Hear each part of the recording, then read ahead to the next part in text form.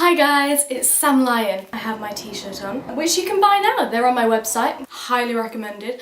Very comfortable, very practical, and very stylish. So you might have seen a post I put on Facebook recently. Wait for the truck to go past. Basically apologising because I was doing a video diary for my EP. My EP was crowdfunded by you wonderful people, and we were filming the process of how it came to be. Unfortunately, all of the footage was in one place, which is a foolish move to begin with anyway, but that one place that all of the footage was broke. So I lost all the footage. There was going to be like a 6-part series on YouTube following the creation of the EP, like from the studio to the music videos to the tour, everything. And unfortunately the 6-part series is now a 1-part series with this video, and this video is a question and answer video. Of all the footage that I had, I did not lose the questions, so I am going to answer them for you. Number 1. How do you decide what makes it to release? With my last few EPs, I went into the studio with about 6 to 10 songs, and then we kind of demoed them all and picked the ones that felt like they had a direction to go. But with this next EP, with the Comets and Constellations EP, in the time that I was writing and releasing this EP, a lot of my time was going on becoming a full-time musician, and unfortunately not going on writing as much as I wished it would. But I had this nice selection of 4 songs. So as soon as I booked the studio time, something happened to me which triggered my 5th song. So I ended up going into the studio with 5, and that's how it came to light, basically. Number 2. What did the window you wrote about overlook? Window is one of the tracks on my new EP. The song is about the fact that I couldn't sleep from this window that was whistling and rattling all night. But the window, what did it overlook? It overlooked a wall. Number 3. What is the story of Pip? Pip was my dog, and I loved him with my whole entire heart. Oddly, part of me just kind of presumed that we'd kind of grow old together and he would come with me into my new house and always be around and things. And unfortunately, like, as I was about to go into the studio, or as I had these 4 songs that I mentioned previously for my EP, we lost him. He became very ill. My mum and dad were living abroad and they'd taken the dog with them. I just started out as a full-time musician here, so I couldn't get the time off because I needed the money. And the fact that when he was ill I couldn't see him and I couldn't be there with him, and it was very, very difficult, and I was so upset for a long time. Pip's Lullaby kind of just takes me on that journey of when I lost him and how I felt losing such a big part of my life like that. Number 4. How did Constellations come about? Constellations was actually written around one line. It was based on a conversation that I had with my boyfriend. We were talking about like party tricks and like cool little things that we can do. I had the 3-leaf clover, that's my party trick. And he was like, oh, I can connect all my beauty spots on my arm and my legs and it makes a big 7. And then in the back of my mind I was like, that's a song right there. So I wrote it in my phone, and then I sat down with my guitar and I just kind of formed this song around that one line, and that's how it happened. And since then I've figured out that I have the plough constellation on my belly, in fact. So my constellation is even better than his. Number 5. How does your boyfriend feel about you writing songs about him? I think he's used to it. I have been writing songs about this guy for a very, very, very long time. We met in nursery, I think. We were like 4 or 5, and I was always madly in love with him in school. I started out writing poetry, so as I was writing poems and stuff, it would always be about my crush on him. And you go way back into my songwriting history, there are way more songs about him in my history than there have been recently. It just seems like there's more because I've released them, but he doesn't mind. I think he feels quite flattered, actually. But the cool thing is he got to play on them as well, so the songs are about him. He starred in the music video, and he even played on the tracks in the studio as well. He played a bit of guitar on them. Girlfriend of the Year award! 6. What are you up to at the end of the tour? Do you have plans for 2019? The tour has now finished and I am gigging away and gigging and gigging and gigging more. 2019? I think it's just a case now of focusing on new music, writing more, performing more, and just seeing more of the country again. Like, I love touring, I love meeting new people and playing in new places, so the more I can do that, the better. The plan is to just keep going, keep gigging, keep working hard on things that I'm passionate about and just see what happens. Number 7. What's your favourite song of your own?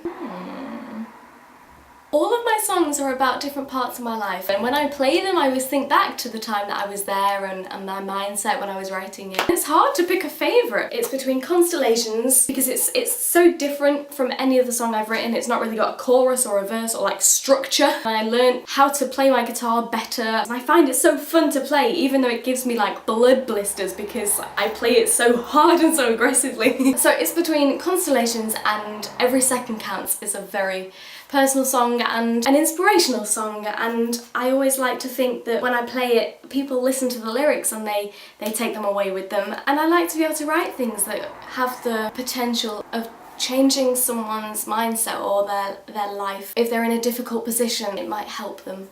And it helps me as well. I was in a place when I wrote those lyrics and I can put my experience, you know, into my current situation and it'll get me through it. Number 8. Oh my god, Number 8.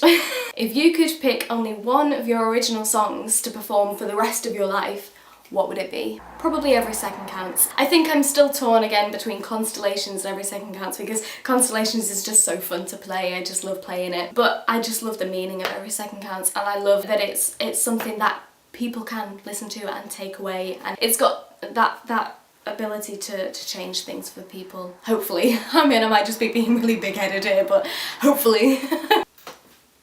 Number 9. Do you like recording or performing better? Ooh.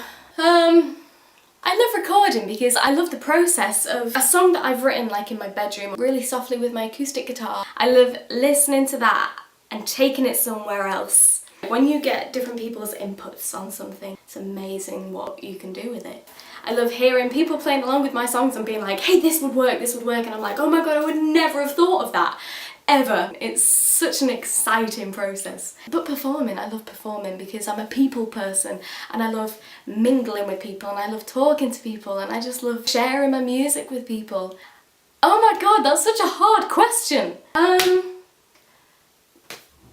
Performing. You can be freer with it, you can change it up every day if you want to, whereas in a studio you have to play to a click and I can't play to a click, so that's the only downside. Number 10. What do you like most about performing? Being able to write songs and then have people like them is an amazing factor of being a musician. That's my favourite part about performing, is when people actually listen. And when they say, you know, like, I was singing along and your lyrics are like meaningful to me and I just love listening, and that's amazing. Number 11. Where has been your favourite place to perform and why? I entered a competition once, a talent competition, and for the final you got to play in the BT Convention Centre, which is part of the Liverpool Echo Arena. It was like a great stage and the sound is amazing and it's like a full theatre seat audience. It's like playing an arena, which I guess you kind of are. Number 12. Have you considered playing with a band, and if so, have you ever done it? Yes, I have. For my first 2 EP launches, Promise Me and The Bitter Taste of Bliss, both of those I played with a full band. I had a drummer, guitarist, bassist, pianist, and it was really cool. I love it. I love the sound that you make, because I'm always acoustic and I'm always soft, and playing with a band just brings life to something. It turns it into something different, you know, and it's just completely different sound and it's fun. So yeah, I have worked with a band. Would I again? Definitely. I just get most of my work as an acoustic artist, and I love being an acoustic artist. It's kind of who I am, it's my roots, it's where I started.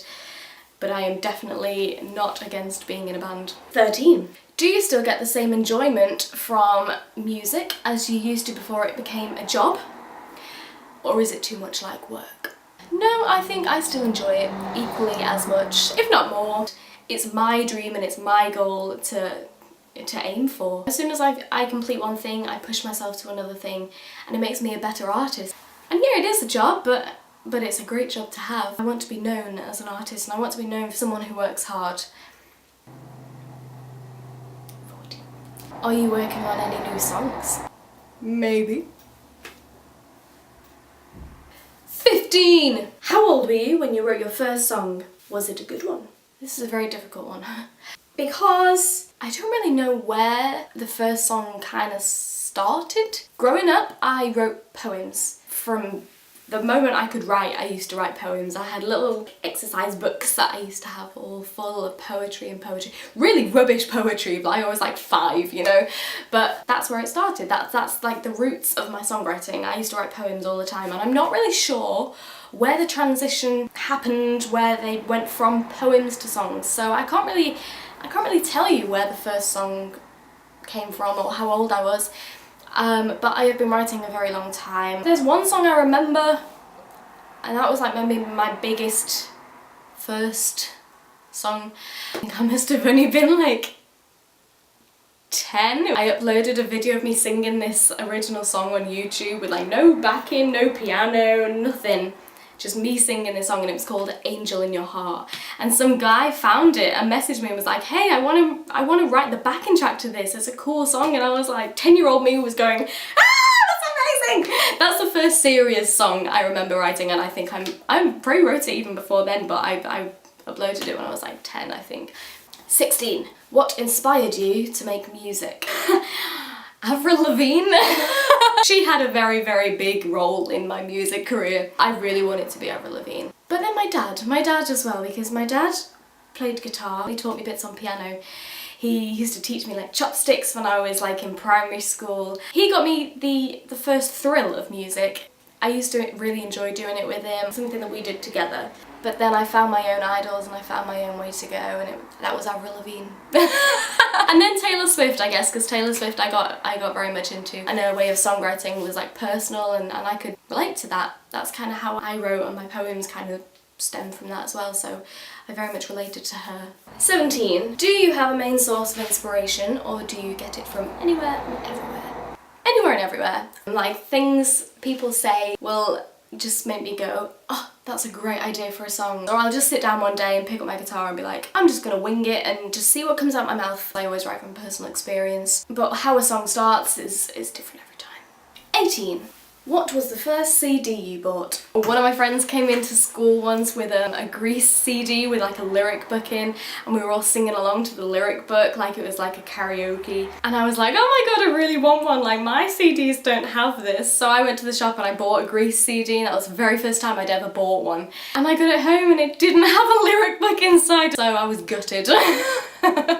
19. Most influential album. It's out of 2. And I wish they were like more legendary albums, but for me as a songwriter, firstly, it's probably Fearless by Taylor Swift, just because when I was young and I was just starting out writing proper songs, I was listening to a lot of Taylor Swift, and Taylor Swift wrote in a very similar fashion to me. A little bit later on from that, it's gotta be Long Way Down by Tom Odell.